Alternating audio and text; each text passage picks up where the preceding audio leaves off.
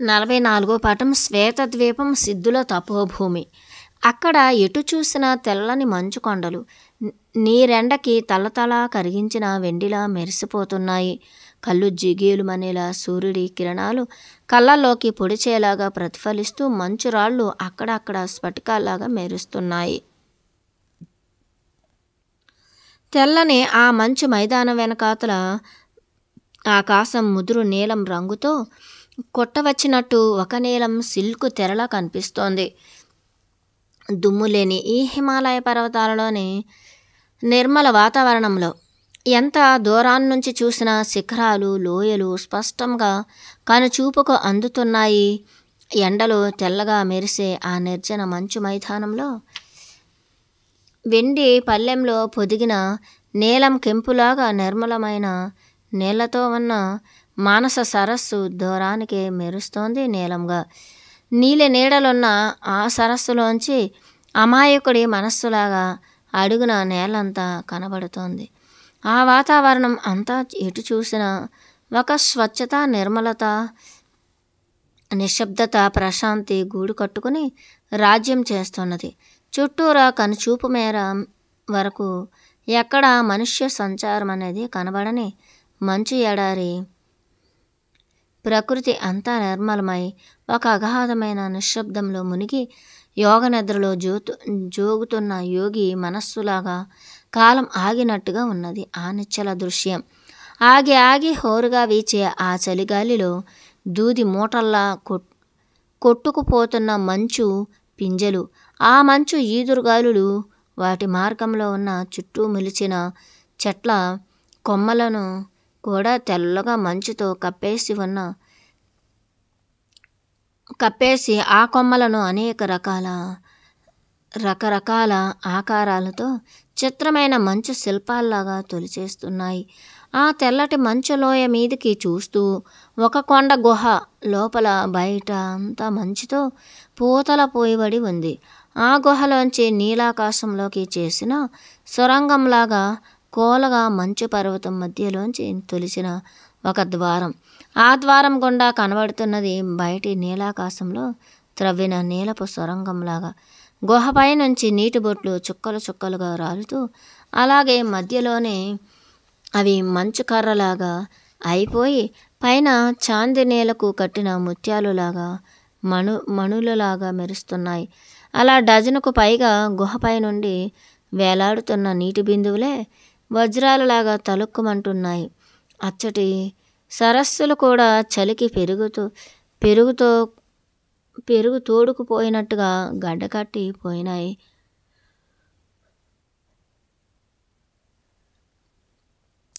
జలపాతాలు పైనుంచి పడుతున్నవి అలానే గడ్డకట్టుకుపోయి ఘనీభవించినాయి. హిమవంతుని తెల్లని గెడ్డంలా మంచుగానే మధ్యలోనే స్తంభించి గాలిలోనే నిశ్చలంగా నిలిచి చూసేవారికే విచిత్రంగా కనిపిస్తున్నాయి. ఏ కదలిక లేకుండా బొమ్మ జలపాతాలులాగా. అక్కడక్కడ కొన్ని గుహలు, వాటి మధ్యన ఆశ్రమ కుటీరాలకు మధ్యగా నిలిచిన గోపురంపై గాలికి రెపరెపలాడే నారింజ రంగు జెండాలు, ఆరు బయట మంచుపైనే కూర్చుని ధ్యానిస్తూ ఉన్న ఆజానుబాహులైన మునులు నిరంతర ధ్యాన సమాధిలో మునిగి ఉండిపోయి ఊపిరి పీల్చటం కూడా ఏనాడో మర్చిపోయి అంతటి గాఢ తపస్సులో ఉన్నారు. వారిలో కొందరు తెల్లని జడలు కట్టి కనుబొమ్మలు కూడా తెల్లగా నెరిసిన మహామునులు అలా వేల సంవత్సరాల నుంచి తపస్సు చేస్తూనే ఉన్నారు. అందులో కొందరు 1000 ఏళ్ల వాళ్ళు, 5,6 వేల సంవత్సరాల వాళ్ళు కూడా ఉన్నారు. వారిలో కొందరికి 1000, 2000 ఏండ్లు, మరికొందరికి ఎన్నేళ్ళో కూడా ఎవరికీ తెలియదు. అలా నిరంతర తపస్సులో ఎన్ని యుగాల నుంచో ఉన్నారు.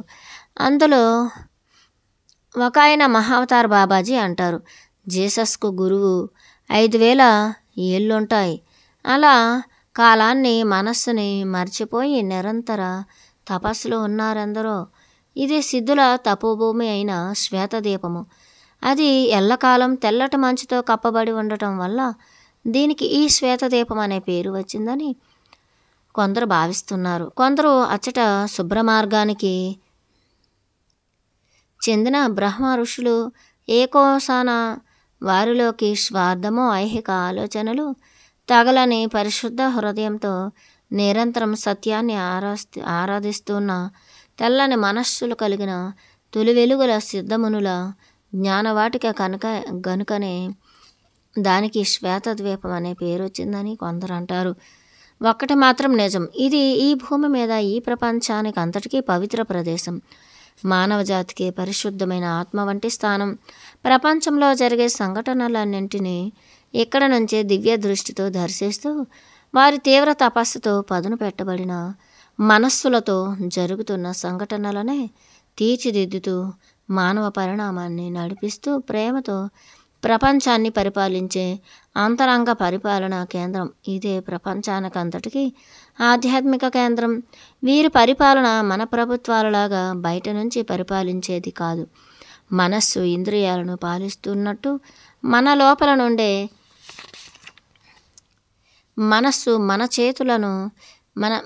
మన చేతలను సంకల్పాలను లాగుతూ పరిపాలించినట్టే బయట ప్రపంచంలో జరిగే వాటిని పరిపాలించే విధానం. అందుకే ఇది సృష్టి ఆది నుంచి భూమి మీద లోక గురువుల నివాస భూమి, జగత్తుకే ఆధ్యాత్మిక కేంద్రం.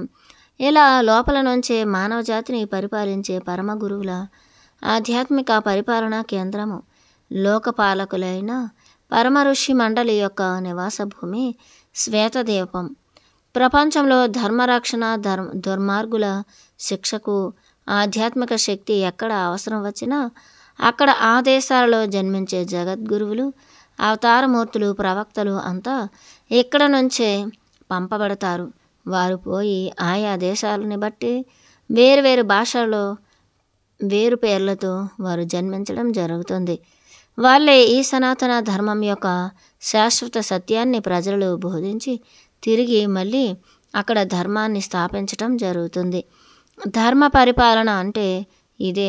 అదంతా జరుగుతున్నది, అది జరిపేది ఇక్కడి నుంచే. అంతేకాదు, ఇది భూమి మీద ఉన్న రహస్య ఆధ్యాత్మిక కేంద్రం. ఇది మనిషికి మెదడు ఎలాంటిదో అలాంటిదే. మానవ జాతికి ఆత్మ వంటి బ్రహ్మ ఋషి మండలి వీరే. ఇతర లోకాలలోని గ్రహ మండలాల మీద ఉన్న సిద్ధగురు మండలితో ఆలోచనలు రేడియోలాగా దివ్య దృష్టితో నిత్యం ప్రసారం చేసే దివ్య కేంద్రం కూడా ఈ శ్వేతద్వీపమే. అది ఆది కాలంలో మానవుడిని తెచ్చి ఈ భూమి మీద నెలకొల్పినప్పుడు అతడికి కావలసినవన్నీ సమకూర్చి మొట్టమొదటి మానవ కుటుంబంగా వారిని ఏర్పాటు చేసి వారు క్రమక్రమంగా జంతు దశ నుండి మానవ పరిణామంలో పొందే వారికి అవసరమైనంత విజ్ఞానం, ఆధ్యాత్మిక శిక్షణ ఇస్తూ ఈనాడు మనుష్యుడిని ఈ స్థితికి తెచ్చినది ఈ ఆది గురువులే. మానవజాతి వీరికి శిష్యులుగా ఇంతవరకు పెంపొందించబడ్డారు. అందుకే ప్రపంచంలోని అన్ని మతాల స్థాపకులు ఎక్కడి నుంచే వెళ్ళి జన్మించి ఒకే ధర్మాన్ని ఆయా దేశంలోని కట్టు, బొట్టు, భాష వంటి బయటి మార్పులకు తగినట్టుగా మలచి ఇలా ప్రతి 1000 ఏళ్లలోనూ ఒక క్రొత్త ఆధ్యాత్మిక తరంగాన్ని, వేవ్ ఆఫ్ కాన్షియస్నెస్ ప్రపంచంలో సృష్టిస్తారు. ఆ పని నిర్వహించేది ఈ పరమ గురువులే. అలాంటి సత్యకాలపు ఋషుల తెల్లని సిద్ధవాటిక ఆ శంబలా గ్రామం. ఇప్పుడు కలియుగం అంతమై రానున్న సత్యయుగం మొదలు పెట్టే మధ్యకాలంలో అవతారంగా ప్రపంచానికి దర్శనమిచ్చే కల్కి భగవానుడు కూడా ఈ శంబలా గ్రామంలోనే జన్మిస్తాడు. అలా అన్ని పురాణాలలోనూ స్పష్టంగా వర్ణించినది ఈ సిద్ధభూమియే. ఇదే ఆ సిద్ధుల నివాస భూమి. ఆ సిద్ధాశ్రమం చుట్టూరా ఎత్తైన పెద్ద పెద్ద పర్వత పంక్తులు పైకి లేచి అన్ని వైపులా పెట్టని గోడల చుట్టూరా చుట్టుకొని చూడడానికి వీలు లేని లోయ దాని మధ్యగా ఉన్నది. పైనుంచి చూస్తే ఆ చుట్టూరా ఉన్న కొండలు ఎలా కనబడతాయంటే అవి ఒక తెల్లని తామర పువ్వు రేకుల మధ్యన ఉన్న బొడ్డు చుట్టూరా పద్మంలా చుట్టూ చక్రాకారంగా వ్యాపించి ఉంటాయి. అలా ఉండటం వల్లనే దీనికి మణిద్వీపం అని కూడా పేరు పురాతన కాలం నుంచి ఉంది.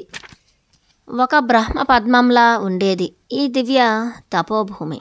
ఇక్కడ ప్రతి ఏటా ఒకనొక ప్రత్యేక పూర్ణిమ నాడు ప్రపంచంలోని పరమ గురువులు అనేక మంది ఇక్కడ సమావేశమవుతారు. అప్పుడు చంద్రోదయ సమయంలో వారంతా గుండ్రంగా మండలాకారంగా నుంచుని ధ్యానిస్తారు. వీరికి మధ్యన లోపలగా ఒక నక్షత్రాకారంలో నిలబడి రెండవ మండలాకారంలా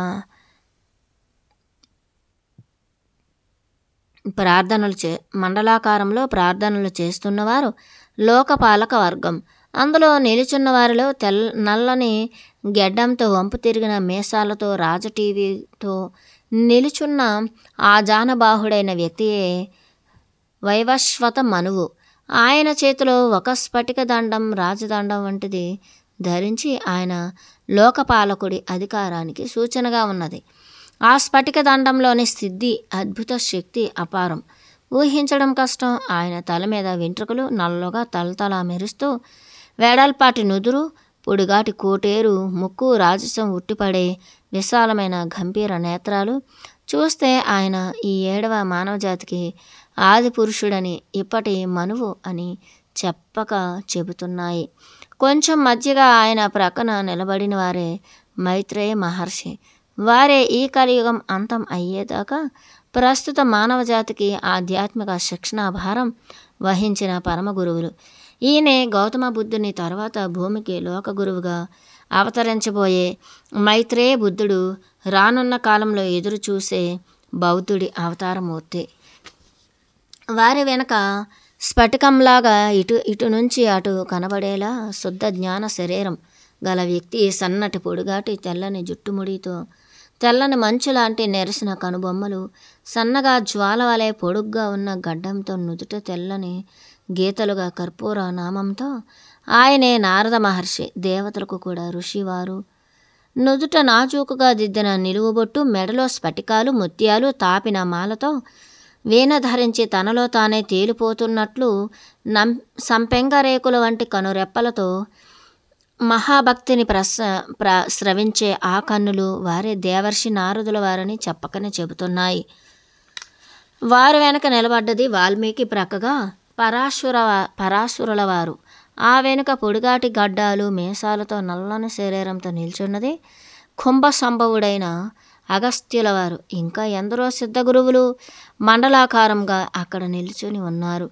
ఈనాడు జరగబోయే ఆధ్యాత్మిక గురుమండలి అద్భుత సమాగమంలో పాల్గొనటానికి వచ్చిన మహామునులంతా కూడిన యోగమండలి అది. అందరూ ఒకరొకరే వచ్చి వారి వారి నిర్ణీత స్థానాలలో నిల్చున్నారు. యోగ మిత్ర మండలి సదస్సు అలా ఆరంభమైంది. ముందుగా అందరూ కలిసి సామూహిక ధ్యానం చేయడానికి సూచనగా ఓంకారం ప్రారంభమై అతి నెమ్మదిగా సన్నగా వినిపించింది. ఆ నాదం నెమ్మదిగా పెరిగిపోతూ ఝోంకారంలా స్పష్టంగా అందరిలోంచి ఒకే నాదంగా వస్తోంది. అది వారి మనస్సులోంచే వస్తోందో లేక కంఠంలోంచే వస్తోందో చెప్పడానికి వీలు లేకుండా ఉంది.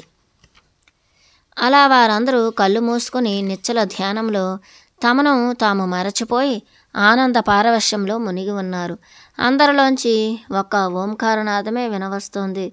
చూస్తుండగానే అందరూ వ్యక్తులు ఒక్కటిగా కలిసిపోయి ఒక్కటిగా లయమై సమాధి స్థితిలో మునిగిపోయారు.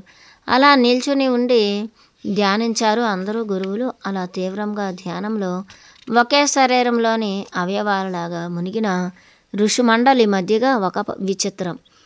వాళ్ళ ముందరగా ఉన్న చిన్న స్ఫటిక శిలావేదిక మీద ఖాళీ ప్రదేశం మీదకి వారి ఏకాగ్రత సూర్యకిరణాలలాగా ప్రసరించసాగింది. ప్రతి మహర్షిలోంచి ప్రసరించే తేజస్సు ఆ మధ్యనున్న కేంద్రంలో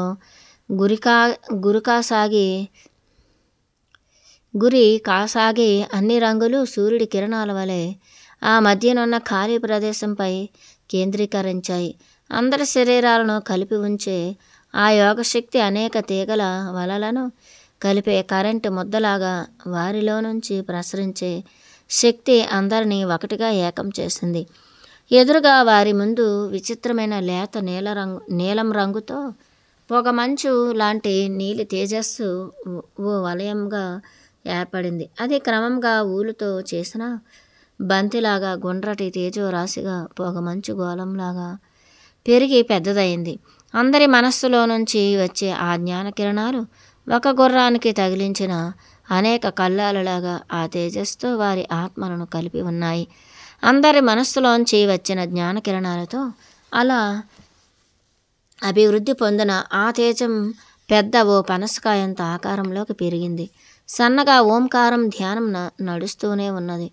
స్వరం నెమ్మదిగా లేస్తూ పడుతూ వేదంలాగా ఉదాత్తంగాను వస్తోంది. అందులో ఎవరిలోంచి ఆ స్వరం వస్తుందో తెలియడం లేదు. అందరూ ఒకటిగా అయ్యి అన్ని శరీరాలలో ఉన్న ఏక వ్యక్తిగా లయించిపోయి అందరి ఆత్మలు కలిసి ఏకాత్మ భావంతో చేసే సద్గురువుల సత్సంగంలా ఉంది. అలా ఒళ్ళు తెలియని సామూహిక ధ్యానంలో అందరూ తన్మయత్వంలో మునిగిపోయి ఉన్నారు. పరమగురు మండలి అంతా తమ వ్యక్తిత్వాలని మరచిపోయి. ఇంతలో అకస్మాత్తుగా ఆ మధ్యనున్న చిన్న అరుగు వంటి వేదిక మీదుగా ఆ జ్యోతి నిలువెత్తు పెరిగి గుండ్రంగా కోలగా ఉన్న ఒక తేజశ్చక్రంలా అయి చూస్తుండగానే ఒక మానవాకారం ధరించి క్రమక్రమంగా మేఘమే ఒక ఆకారం ధరించినట్టుగా ఆ మూర్తి దూది పెంచువలే అస్పష్టమైన రూపురేఖలతో అయి అందులో నుంచి తెల్లని గడ్డం, జడలు, తెల్లని పంచ, కమండలము, చేతులు ఒక జపమాల, స్ఫటికంలాగా తెల్లని శరీరము, జుట్టు అంతా స్ఫటికంలాగా ఒకే రంగులో ఒక కర్పూరం బొమ్మలాగా నిలిచిందా విగ్రహం.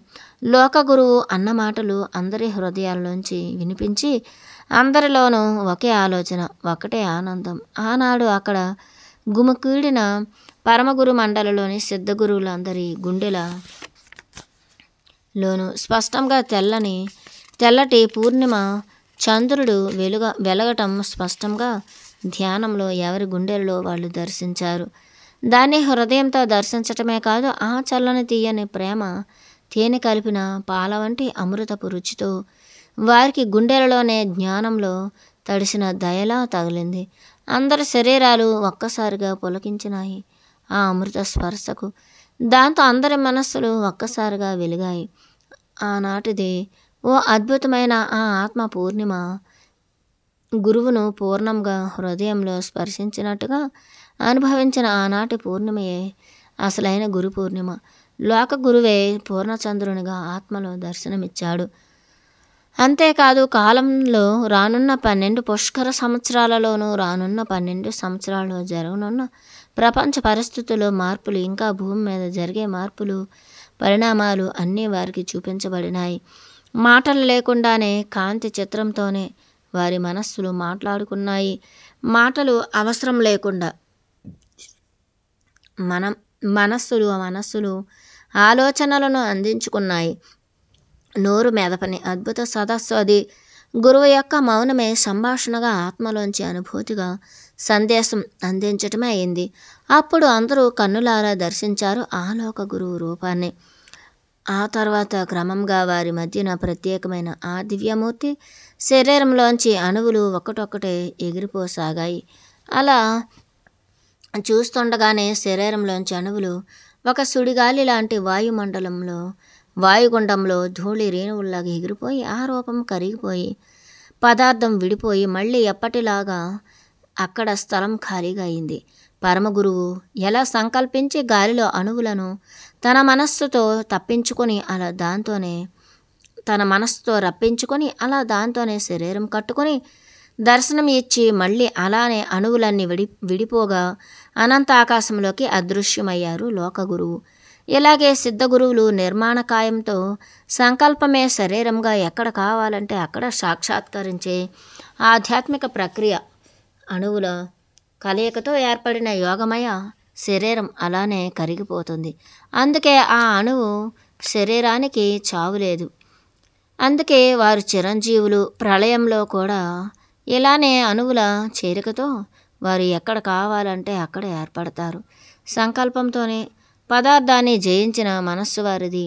అణువులను ఆజ్ఞాపించగలరు. అందుకే ఇదే నిత్యం సృష్టిలోనే ఉండి ప్రళయాలు వచ్చిన నశించని అణుశరీరాలు కలిగిన మహాత్ములు, చిరంజీవులు, గత యుగాలలోని అవతారమూర్తులు చలనం లేకుండా ఎలా నిలిచి ఉండగలగటంలోని రహస్య ప్రక్రియ.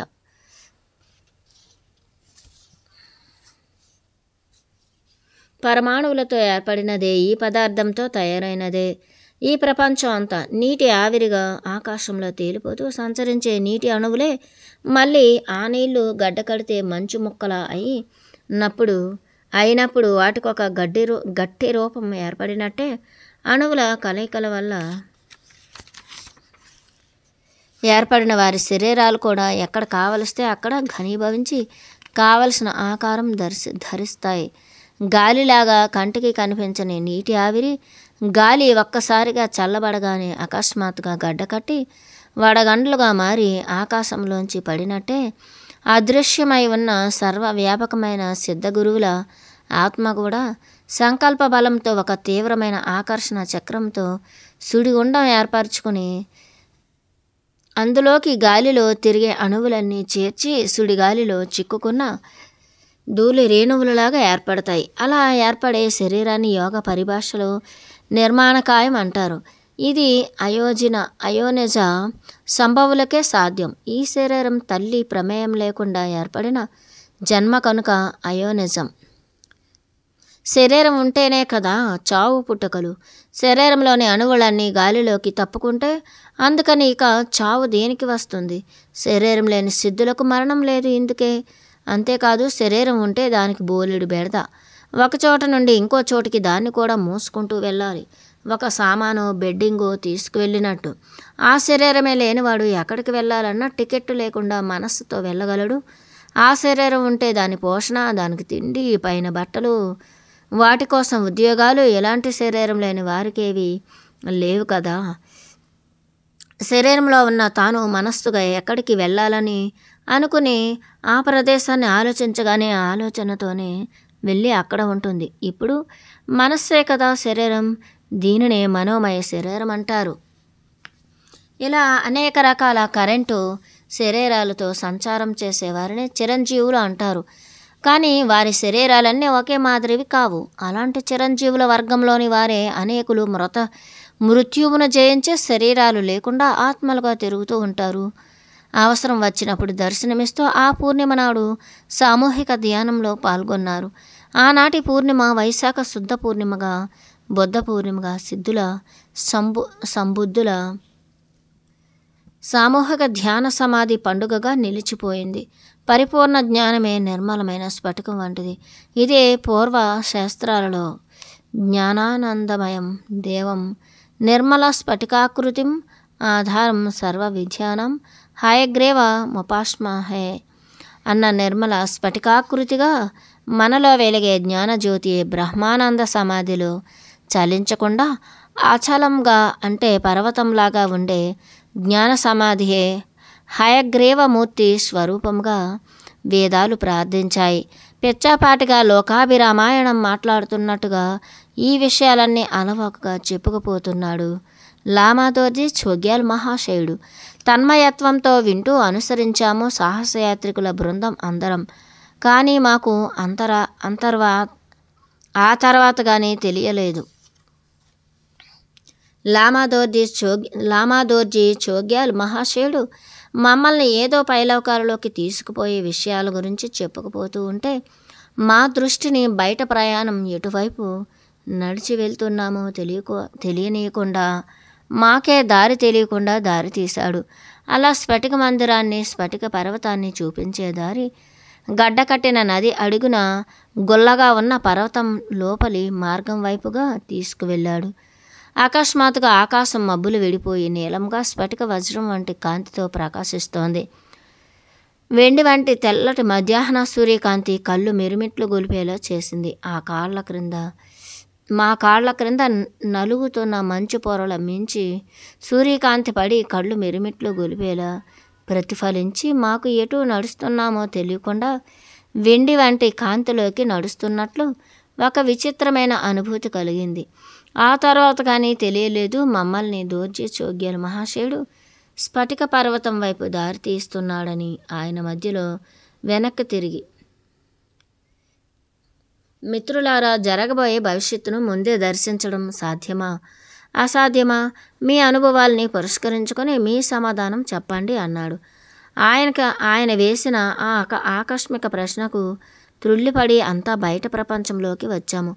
మాలో డిటెక్టివ్ మహాశయుడైన చార్లెస్ అనుమానంగా చూస్తూ, గురుదేవా, మీరీ ప్రశ్న మమ్మల్ని ఇప్పుడు ఎందుకు అడుగుతున్నారు?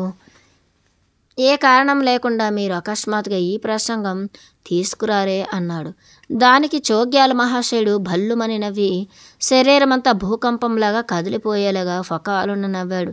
మళ్ళీ అంతలోనే తనను తాను తమాయించుకొని వెనకాలే వస్తున్న మా వైపు తిరిగి, ఏమీ లేదు, మీకే అనుమానం వస్తుందని నాకు ముందే అనిపించింది. ఎప్పుడో భవిష్యత్తులో జరగబోయే విషయాలను కళ్ళ ముందే చూసినట్టుగా దర్శించే కాలజ్ఞానం గురించి మనం ఇదివరకే ముచ్చటించుకున్నాం.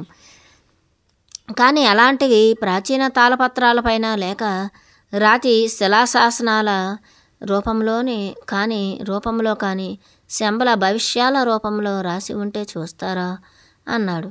అంటూనే మా సమాధానం కోసం వేచి ఉండకుండానే చకచకా అడుగులు వేస్తూ ముందుకు దారి తీశాడు. ఎందుకో ఆ తర్వాత కానీ మాకు తెలియలేదు.